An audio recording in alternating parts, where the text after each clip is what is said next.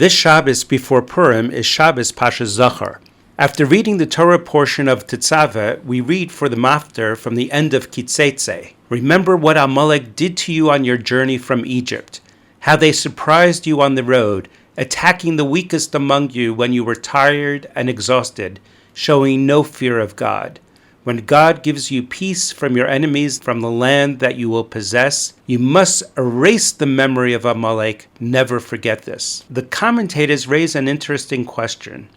Parshas Zachor is in Sefer Devarim, where Moshe was speaking to a new generation who hadn't personally experienced the battle with Amalek. So why did he say, remember what Amalek did to you, rather than remember what Amalek did to your parents? The answer lies in understanding that traumatic events don't just affect those who experience them directly. They ripple through generations. The psychological impact becomes part of a shared cultural memory and identity. We must remember what Amalek did to us. In the same way, we must remember the destruction of European Jewry in the Holocaust, even if decades have passed. The tragedy was not only the murder of 6 million martyrs or the ethnic cleansing of Jewish communities, but also the profound rupture in Jewish life, the wounds in families and homes. This scar remains, affecting children and grandchildren, not just survivors, but all Jews. Remember what Amalek did to you. We pledge never to forget what the Nazis did.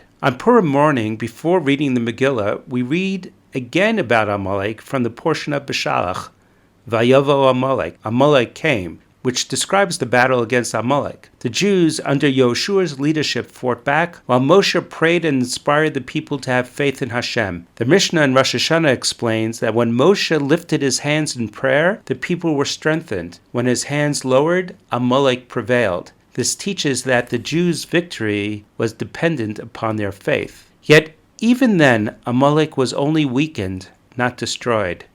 This struggle against Amalek continues from Yeshua to Shaul to Mordechai and will persist until the coming of Mashiach. Where did Amalek's deep hatred of the Jews originate? The Midrash Esther teaches that Bilma advised Amalek to attack the Jews, saying that just as the Jews, you too originate from Abraham. Furthermore, the Gemara in Sanhedrin 99 relates that Timnah, the sister of Lotan, sought to connect to Abraham and convert. He rejected her. She was rejected also by Yitzchak and Yaakov. Consequently, she became the concubine of Eliphaz, Esav's son, and from their union, Amalek was born, who bears a grudge till this day against the Jewish people for his mother's rejection. Rashi states there that the Avos possibly did not conduct themselves properly. They distanced her from the Shekhinah. They should have converted her. The Balei Musar, Rab Nosson Tzvi Finkel and Rab Lev Chasman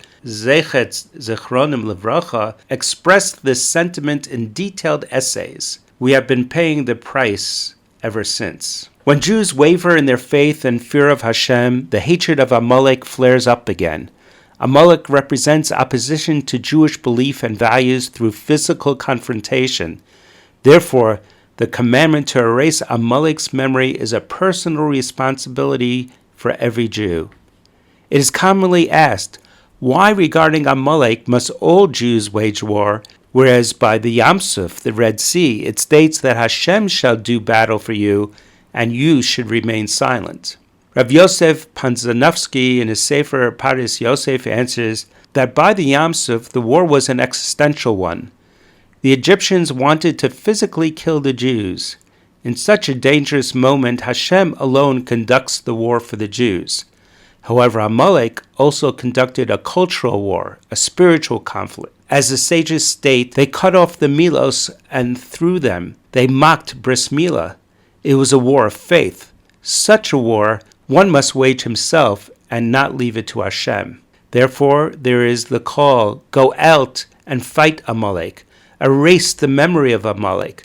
Such a struggle is related in the singular tense, as every Jew has a responsibility to fight. Why do we first read Parshas Zachor on the Shabbos before Purim, and the Pasha of Vayavo Amalek we read only afterwards on Purim? Is it not more appropriate to first read about the event, what had occurred, that Amalek attacked the Jews, And then we should read about the commandment to remember. My father, Zecher Tzadik Levracha, believed that the primary importance of reading the Pasha about Amalek on Purim is the verse therein, and Moshe built an altar, and he called it, Hashem is my miracle, my banner. After having to go through a difficult, bloody war until Yoshua weakened and drove Amalek away, the Jews were elated.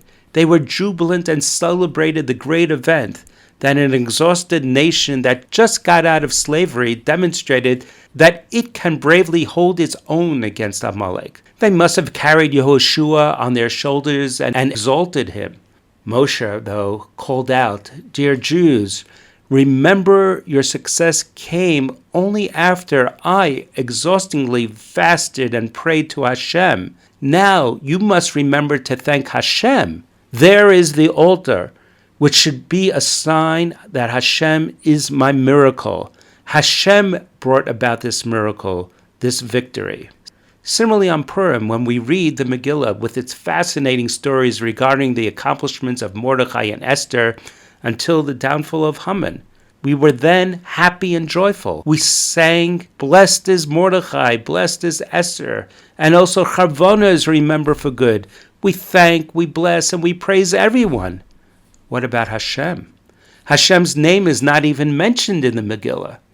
Therefore, on the day of Purim, we must read, and Moshe built an altar and called it Hashem is my miracle.